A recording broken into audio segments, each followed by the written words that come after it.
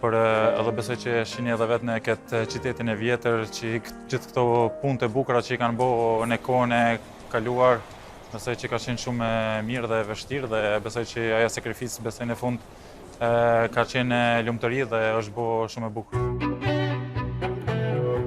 L'Italia è uno dei nuclei mondiali di produzione delle valvole e dei rubinetti, per un fatturato complessivo di 9 miliardi e 3 con un export di oltre il 75% e 30.000 addetti. In particolare a Bergamo c'è una specializzazione in valvole industriali.